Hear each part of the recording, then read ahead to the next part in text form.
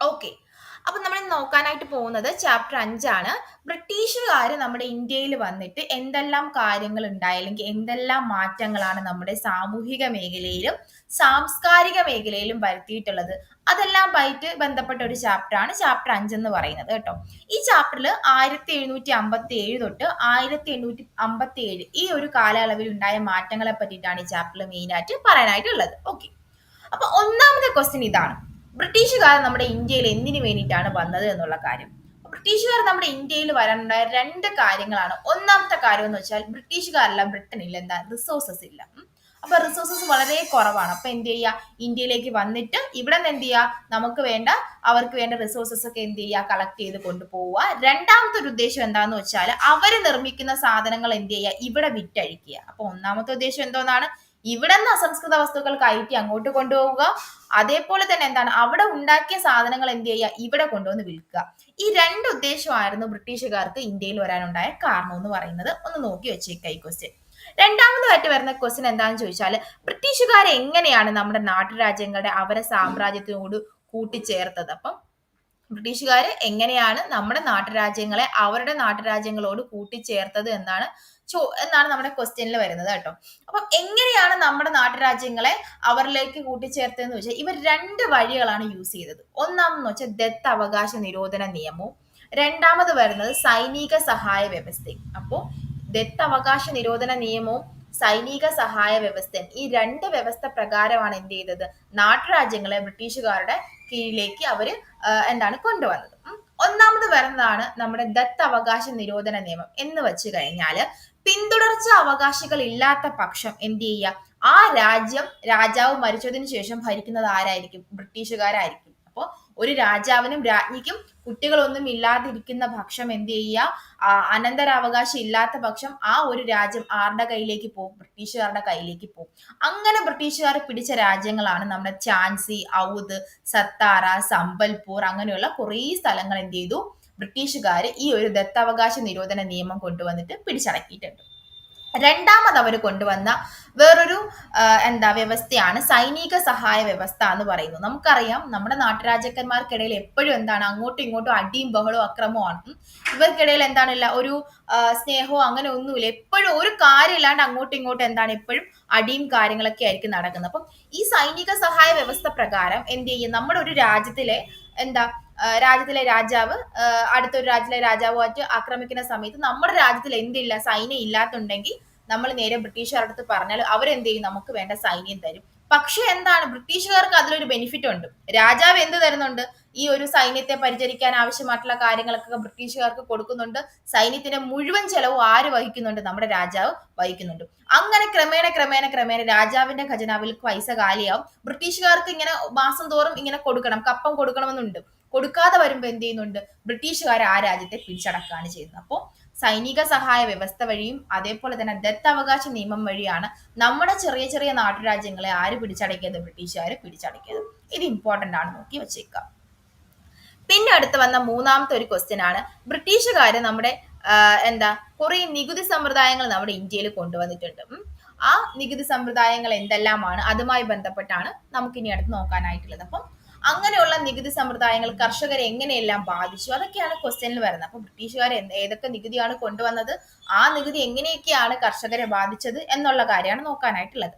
ഒന്നാമത്തെ നികുതി വ്യവസ്ഥയാണ് ശാശ്വത ഭൂനികുതി വ്യവസ്ഥ എന്ന് പറയുന്നത്. പെർമനന്റ് സെറ്റിൽമെന്റ് എന്നാണ് അതിന്റെ വേറൊരു പേര്. അപ്പം ഈ പെർമനന്റ് സെറ്റിൽമെന്റ് ആരാണ് കൊണ്ടുവന്നതെന്ന് ചോദിച്ചാൽ 1793 കോൺവാലിസ് പ്രഭുവാണ് എന്ത് കൊണ്ടുവന്നത്, ഈ പെർമനന്റ് സെറ്റിൽമെന്റ് കൊണ്ടുവന്നത്. എവിടെയാണ് കൊണ്ടുവന്നത്, ബീഹാറിലാണ്.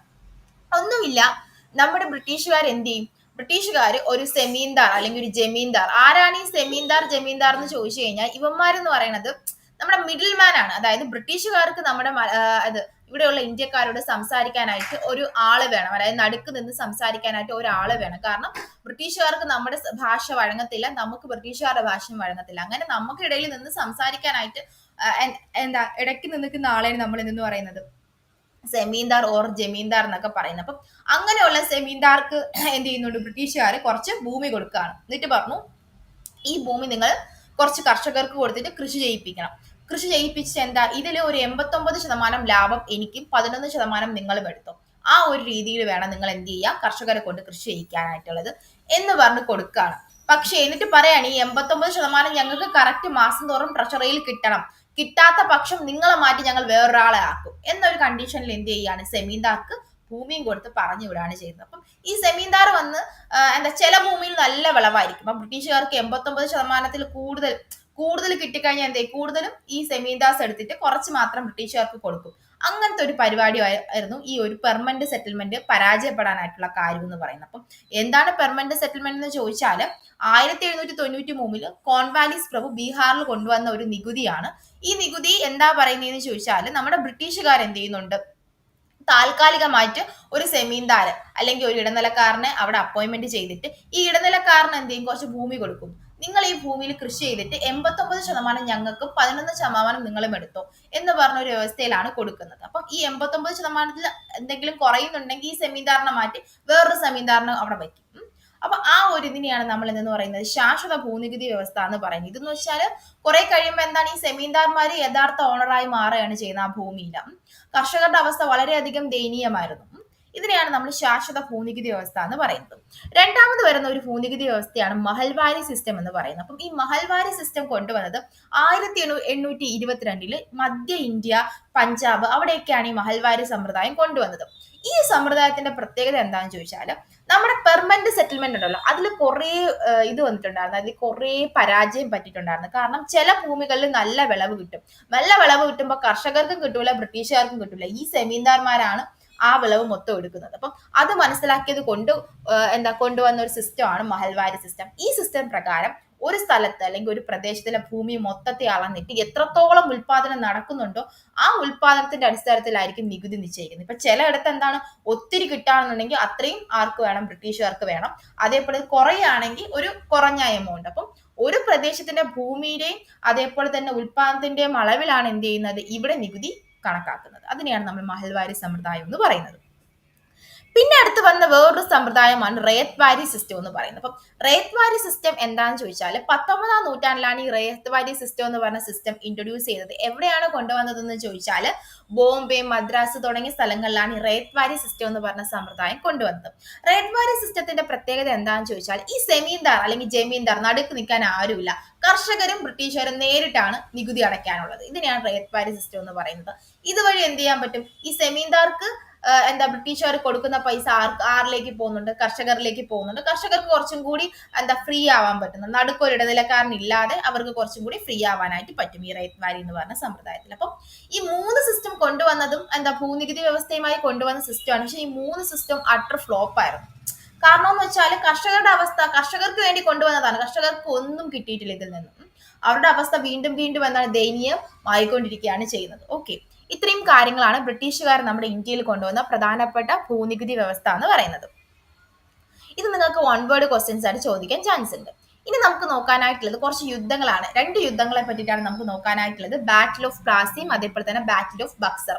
ബാറ്റിൽ ഓഫ് പ്ലാസിയും ബാറ്റിൽ ഓഫ് ബക്സറും. അപ്പം ഈ നമ്മുടെ ബ്രിട്ടീഷുകാർ ഇന്ത്യയിൽ ഫസ്റ്റ് വന്നത് ബംഗാൾ ആ ഒരു ഭാഗത്താണ്. അപ്പം ഇവന്മാർ അവിടെ വന്നപ്പോ അന്നത്തെ രാജാവിനെ ഇവര് നവാബ്സ് എന്നാണ് വിളിക്കുന്നത്. അന്നത്തെ നവാബായിരുന്നു സിറാജുദ്ദൗള എന്ന് പറയുന്ന ആൾ. അപ്പം സിറാജുദ്ദൗള എന്ത് ചെയ്തു, ബ്രിട്ടീഷുകാർക്ക് വേണ്ട സഹായങ്ങളും കാര്യങ്ങളെല്ലാം ചെയ്തു കൊടുത്തു. അവർക്ക് ആദ്യമായിട്ട് കച്ചവടം തുടങ്ങാനായിട്ട് ഒരു ഫോർട്ടും കാര്യങ്ങളെല്ലാം കൊടുത്തു, എല്ലാം ചെയ്തു കൊടുത്തു. അങ്ങനെ ചെയ്തു കൊടുത്ത സമയത്ത് എന്ത് ചെയ്തു, ഈ ബ്രിട്ടീഷുകാര് കുറച്ചു നാൾ കഴിഞ്ഞപ്പോ അവരെ സ്വയം സ്വഭാവം പുറത്തു വന്നു. അപ്പൊ നമ്മുടെ സിറാജുദ്ദൗള എന്ത് ചെയ്തു, ബംഗാൾ ഒരു ഭാഗം പ്രദേശത്ത് നികുതി പിരിക്കാനുള്ള അവകാശം ആർക്ക് കൊടുത്തു, നമ്മുടെ ബ്രിട്ടീഷുകാർക്ക് കൊടുത്തു. അപ്പം കുറച്ചു നാൾ കഴിഞ്ഞപ്പോൾ ഇവന്മാരുടെ ശരിയായിട്ടുള്ള സ്വഭാവം പുറത്തു വന്നത് മാത്രമല്ല, ഇവന്മാർ എന്ത് ചെയ്തു, നമ്മുടെ സിറാജുദ്ദൗളയ്ക്ക് വേണ്ട ബഹുമാനം കൊടുക്കാതായി, അദ്ദേഹത്തിന്റെ എനിമീസിനെ സപ്പോർട്ട് ചെയ്യാനായിട്ട് തുടങ്ങി.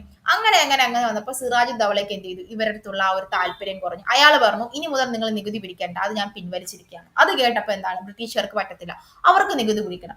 അങ്ങനെ അവർ തമ്മിലുള്ളൊരു അടി എന്ത് ചെയ്തു, ഒരു യുദ്ധത്തിലേക്ക് കലാശിച്ചു. അതാണ് നമ്മൾ ബാറ്റിൽ ഓഫ് പ്ലാസി എന്ന് പറയുന്നത്. അപ്പം ബാറ്റിൽ ഓഫ് പ്ലാസി ആരും തമ്മിൽ നടന്ന യുദ്ധമാണ്, സിറാജുദ്ദൗളയും അതേപോലെ തന്നെ ബ്രിട്ടീഷുകാരും തമ്മിൽ നടന്ന ഒരു യുദ്ധമാണ്. ഇത് ബംഗാളിലാണ് നടന്നത്. എന്തിനെ ചൊല്ലിയാണ് നടന്നത്, നികുതി പിരിവുമായി ബന്ധപ്പെട്ടാണ് ഈ ഒരു യുദ്ധം നടന്നത്. അവസാനം ആരാണ് ജയിച്ചത്, ബ്രിട്ടീഷുകാരാണ് ജയിച്ചത്. കാരണം എന്താണെന്ന് ചോദിച്ചാൽ അന്നത്തെ കാലഘട്ടത്തിൽ സിറാജുദ്ദൗളയ്ക്ക് സുഖമായിട്ട് ജയിക്കായിരുന്നു. പക്ഷേ സിറാജുദ്ദൗളയുടെ സൈനിക തലവനായിട്ടുള്ള മിർ ജാഫറിനടുത്ത് ബ്രിട്ടീഷുകാർ വന്ന് രഹസ്യത്തിൽ പറഞ്ഞു, കുറെ പൈസയൊക്കെ കൊടുത്തു. അവർ പറഞ്ഞു സിറാജ് ദൗളയെ തോൽപ്പിച്ചു കഴിഞ്ഞാൽ നീ ആയിരിക്കും അടുത്ത നവാബ് എന്നൊക്കെ പറഞ്ഞ് എന്ത് ചെയ്തു, നമ്മുടെ മിർജാഫറിനെ എന്ത് ചെയ്തു, ഇവര് കരുക്കൾ നീക്കി. മിർജാഫർ എന്ത് ചെയ്തു, യുദ്ധത്തിൽ കള്ളത്തനം കാണിച്ച് ആര് തോറ്റു, സിറാജ് ദൗള തോറ്റു. അടുത്ത നവാബ് ആരായി, നമ്മുടെ മിർജാഫറായി.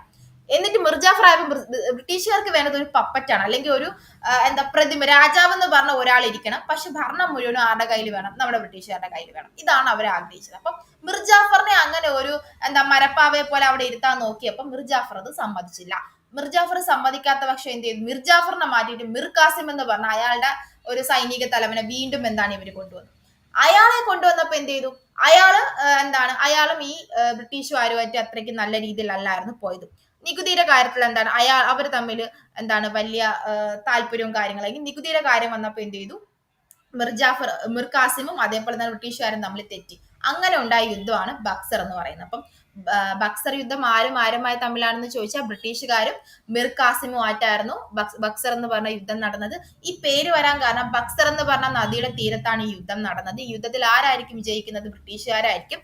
ഈ യുദ്ധത്തോടു കൂടി, ബാറ്റിൽ ഓഫ് ബക്സർ എന്ന് പറയുന്ന യുദ്ധത്തോടു കൂടി എന്ത് ചെയ്തു, ബംഗാളിന്റെ മുഴുവൻ അധികാരവും ആരുടെ കയ്യിലായി, നമ്മുടെ ബ്രിട്ടീഷുകാരുടെ കയ്യിലായി. പിന്നെ നമുക്ക് നോക്കാനായിട്ടുള്ള ഒരു ക്വസ്റ്റ്യൻ ആണ്, ബ്രിട്ടീഷുകാരുടെ ഭരണത്തിന് മുമ്പും പിമ്പും ഇന്ത്യയിലെ സാമൂഹികമായിട്ടുള്ള സാഹചര്യങ്ങൾ എന്തെല്ലാമായിരുന്നു എന്നുള്ള കാര്യമാണ്. നമുക്കറിയാം, ബ്രിട്ടീഷുകാർ വരുന്നതിന് മുമ്പ് നമ്മുടെ സമൂഹത്തിൽ നിരവധി അന്ധവിശ്വാസങ്ങൾ, അനാചാരങ്ങൾ, സതി, ബഹുഭാര്യത്വം, അതേപോലെ തന്നെ കടുത്ത ജാതി വ്യവസ്ഥ, അങ്ങനെ കുറെ ദുരാചാരങ്ങൾ നമ്മുടെ സമൂഹത്തിൽ നിലനിന്നിട്ടുണ്ടായിരുന്നു. മാത്രമല്ല സ്ത്രീകളുടെ നേരെയുള്ള വിവേചനം, വിദ്യാഭ്യാസ നിഷേധം, അതേപോലെ തന്നെ വേദങ്ങൾ പഠിക്കാൻ ബ്രാഹ്മർക്ക് മാത്രമേ എന്ത് ചെയ്യൂ അവകാശമുള്ളൂ. അങ്ങനെയുള്ള കുറെ വൃത്തികെട്ട കാര്യങ്ങളായിരുന്നു നമ്മുടെ അന്നത്തെ കാലഘട്ടത്തിൽ ഉണ്ടായിരുന്നത്. ബ്രിട്ടീഷുകാർ വന്നതിന് ശേഷം നമുക്ക് കുറെ മാറ്റങ്ങൾ വന്നിട്ടുണ്ട്. ഒന്ന് നമ്മുടെ ഗതാഗതം, ട്രാൻസ്പോർട്ടേഷൻ, അതേപോലെ തന്നെ പോസ്റ്റ് ഓഫീസ്, ടെലിഗ്രാം തുടങ്ങിയ കാര്യങ്ങളൊക്കെ അവർക്ക് വേണ്ടി അവർ കൊണ്ടുവന്നതാണ്. പക്ഷെ അത് ക്രമേണ ആർക്ക് ഹെൽപ്പായി, നമുക്കത് വളരെ ഹെൽപ്പായി. പിന്നെ അതേപോലെ തന്നെ ഇംഗ്ലീഷ് വിദ്യാഭ്യാസം, നമുക്ക് നിരവധി സ്കൂളുകളാണ് തുറന്നിട്ടുള്ളത് ആ സമയത്ത്. അത് മാത്രമല്ല അയിത്ത നിരോധനം, സ്ത്രീകൾക്ക് കുറച്ചും കൂടി മുമ്പോട്ട് കൊണ്ടുവന്നു. ഈ ബ്രിട്ടീഷുകാർക്ക് സ്ത്രീകളോട് വലിയ താല്പര്യമായിരുന്നു, അതായത് സ്ത്രീകൾക്ക് ഒരു റെസ്പെക്ട് കാര്യങ്ങളെല്ലാം കൊടുത്തിട്ടുണ്ടായിരുന്നു. അപ്പം ഇത്രയും കാര്യങ്ങളാണ് ഈ ചാപ്റ്ററിൽ മെയിൻ ആയിട്ട് നിങ്ങൾ പഠിക്കാനായിട്ടുള്ളത്. ബാക്കിയുള്ള കാര്യങ്ങൾ നിങ്ങൾ നല്ല രീതിയിൽ വായിച്ച് മനസ്സിലാക്കി വെക്കുക കേട്ടോ.